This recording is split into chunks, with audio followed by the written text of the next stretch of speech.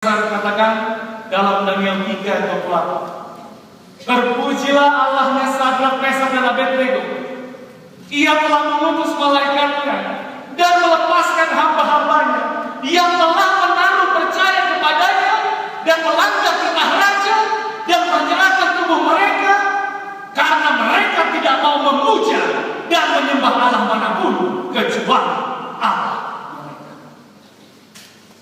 Saudara-saudaraku, mampukah kita memiliki iman seperti Sadrak, Mesak dan Abednego? Iman yang tetap teguh walaupun badai, banjir, gempa bumi menerpa.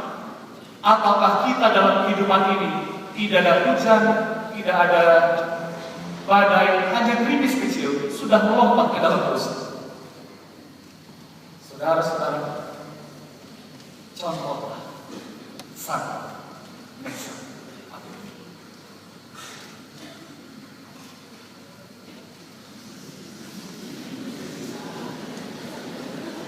Tahun 1987, saya salah tulis di kampus.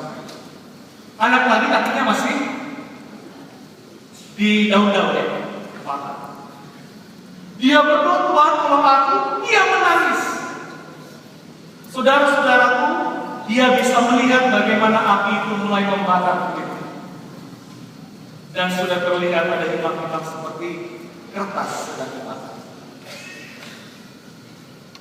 Puji Tuhan, om dari anak kecil ini kebetulan sedang berguru dan melihat anak kecil ini sedang perlahan-lahan dibakar atau dipanggang. Dia melihat ini dibakar, tapi bukan ayam yang dipanggang, tapi manusia.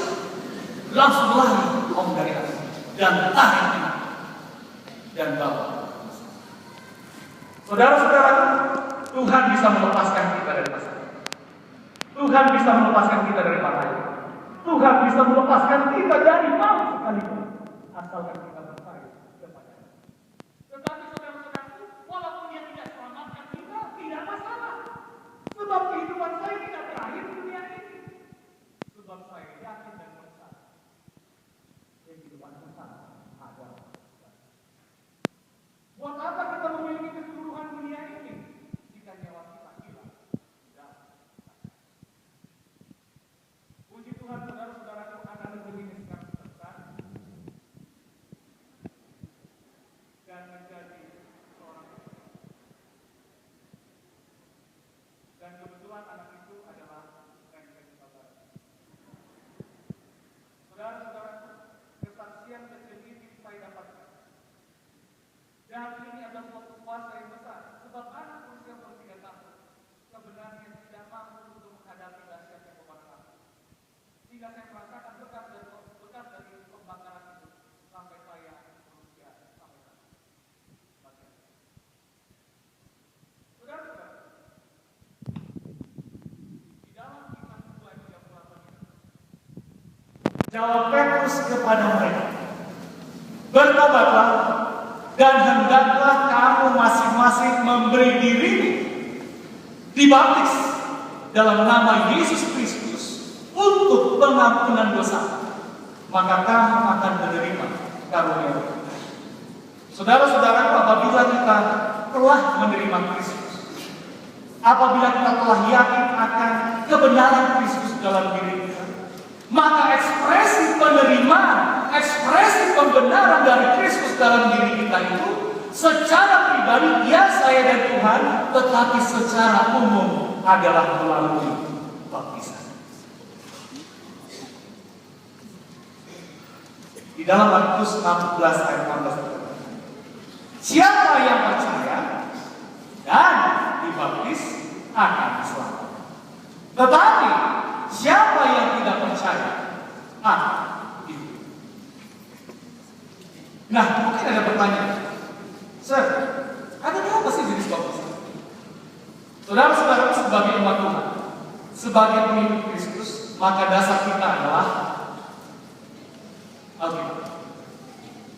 Oleh sebab itu dalam Efesus 4 dan 5 dikatakan hanya ada satu Tuhan, satu iman, dan satu baptisan. Tetapi Sir, kenapa di dunia ini ada beberapa jenis baptisan yang kalian?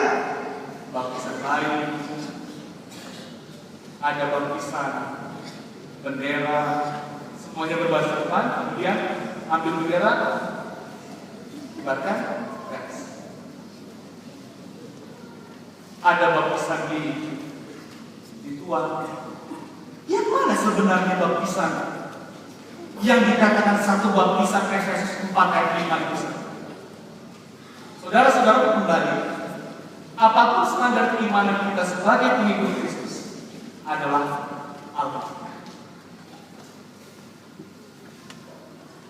Saudara-saudara, kata baptisan ini sebenarnya adalah berasal dari kata Yunani yaitu baptizo. Kalau disebut baptizo dalam bahasa Yunani, itu berarti artinya tenggelam semuanya. Dari kaki sampai kepala semuanya berada dalam air atau diselamatkan. Jadi disebut baptizo pasti semua di bawah air. Itulah kata baptizo yang kemudian diterjemahkan ke dalam kata baptis, sehingga kata kerjanya adalah membaptis. Berarti membaptis adalah menyelamatkan. Nah, saudara-saudaraku, dikatakan satu baptisan, dan contoh Alkitab bila mana kita cari dalam seluruh perjanjian baru hanya ada satu bentuk baptisan, yaitu baptisan yang diselamatkan. Sebagai pengikut Kristus, teladan kita harus selamat Yesus Kristus. Dan Yesus Kristus pun, walaupun dia tidak berdosa, dia juga turut dibaptiskan untuk menjadi teladan kita.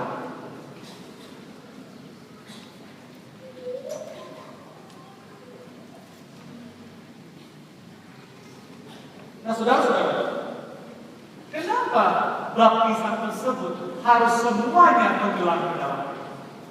Kenapa baptisan di percik, di tuan maupun baptisan bendera itu tidak bisa menyelesaikan atau mengartikan makna baptisan yang sebenarnya?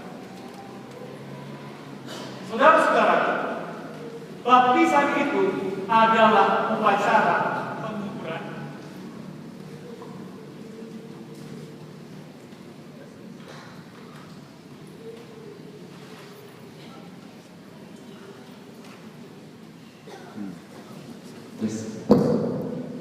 Kenapa harus semuanya tenggelam? Sebab baptisan itu adalah dua upacara. Yang pertama adalah upacara penguburan, dan yang kedua adalah upacara kebangkitan.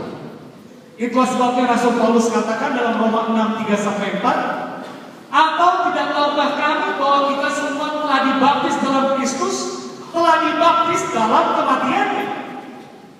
Dengan demikian kita telah dikuburkan bersama-sama dengan dia oleh baptisan dalam kematian, supaya sama seperti Kristus telah dibangkitkan dari antara orang mati oleh kemuliaan Bapa, demikian juga kita akan hidup dalam hidup yang baru. Saudara-saudaraku, karena Kristus telah mati di kayu salib dan juga telah bangkit dari kubur, maka kita diberikan kesempatan kuasa untuk memiliki hidup kekal. Namun sebelum itu, kita perlu untuk menguburkan manusia lama. Dan ekspresi penerimaan Kristus penguburan manusia lama itu adalah melalui baptisan.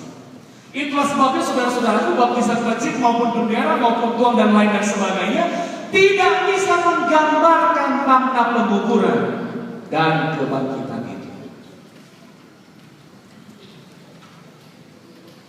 Nah, mungkin banyak yang bertanya, bolehkah saya dibaptis 2 kali? Atau mungkin 3 kali? Atau berkali-kali? Kenapa? Satu, alasannya bahwa baptisan pertama itu tidak ada hadiah. Atau yang kedua, saya dibaptis pada waktu bayi, saya belum mengerti apapun tentang kebenaran Alkitab. Dan yang ketiga,